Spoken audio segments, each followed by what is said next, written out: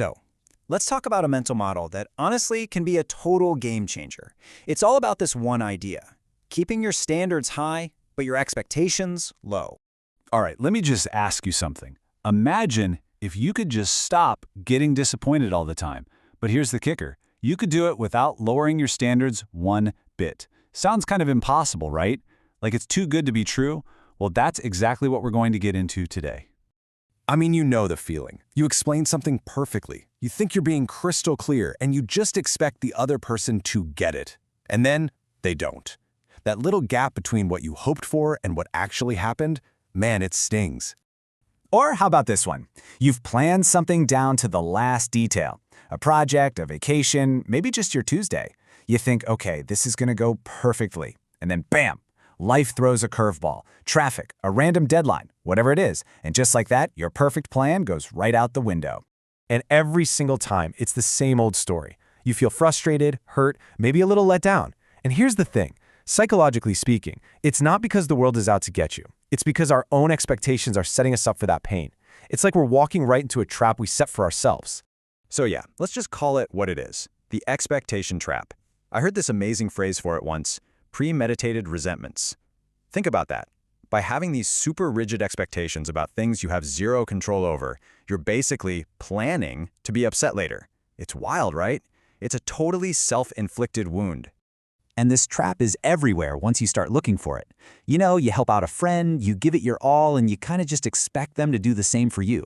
Or you trust a coworker to get something done, assuming they're on the same page as you. Or the big one: if I can just get this one thing, then I'll be happy. Every one of those is a classic case of us handing over our own happiness to something or someone else. So, how do we get out of this thing? And listen, this isn't about giving up or accepting less. Not at all. The secret is this simple, but honestly pretty profound reframe. It's all about shifting your focus away from the outcomes you can't control and putting it squarely on the actions you can.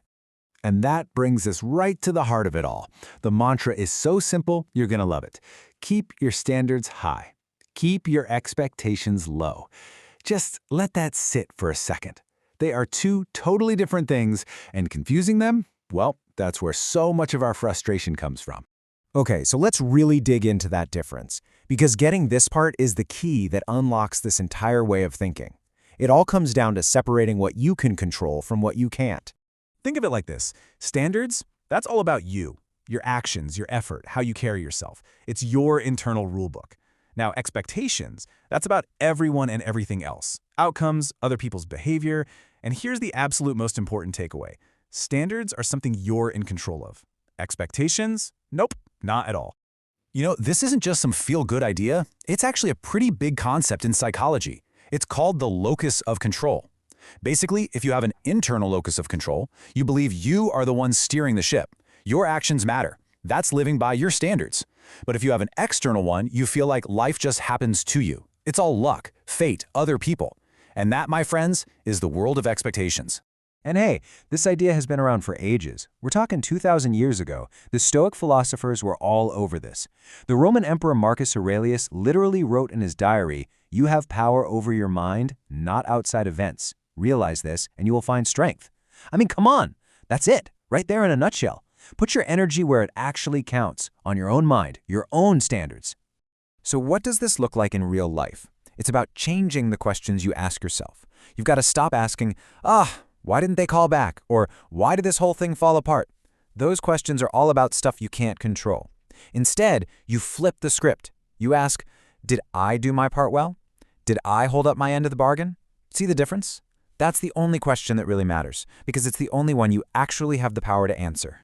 Okay, so the theory sounds good, right? But how do we actually do this? Let's get practical.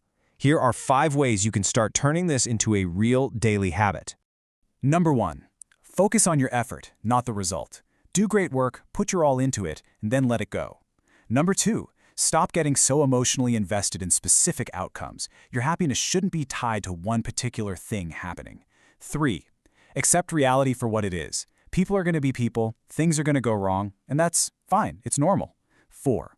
When things go well, awesome, appreciate it, see it as a bonus. When they don't, stay cool. And number 5, this is the big one. Build your own inner stability. Your peace of mind should come from you, not from what's happening around you. Want to try this like right now? Here's a little checklist for today.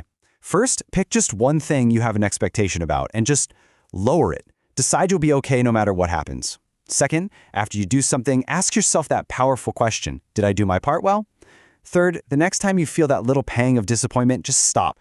Take a breath, count to 3 before you react. And finally, try to reframe things. It wasn't a failure, it was just feedback, data for next time. And you know what's cool? When you start doing this stuff consistently, something really amazing starts to happen. You just feel calmer, more stable. And that right there is the real prize. The ultimate reward for managing your expectations isn't getting what you want, it's the power of inner peace. So here's a massive insight, maybe the biggest one of all. Disappointing isn't the thing that happens to you. It's something you create. It's born in that gap between reality and your idea of what reality should have been. Think about it. Reality itself is just neutral. It's our expectations that give it the power to hurt us. It's almost like a math formula, but it's so true. The smaller you make that gap, the more peace you get. It's that simple. And when you expect less, you actually start to appreciate more. When something good happens, it feels like a genuine gift, not something you were owed. And if it doesn't, no big deal. You're unbothered, because you were ready for anything. And I have to say this one more time, because it's so important. This is not about being mediocre. This isn't about lowering your standards for yourself. No way. Keep those standards sky high. Be excellent. Be disciplined. Act with integrity. All you have to do is stop expecting everyone and everything else to do the same. So, in the end, it really all boils down to a choice. Are you going to keep chasing outcomes you can't control, leaving your happiness up to chance? Or are you going to take the reins and be in charge of your own peace? Because the moment you make that choice, the moment you stop chasing and start controlling what's inside, well, that's when everything changes.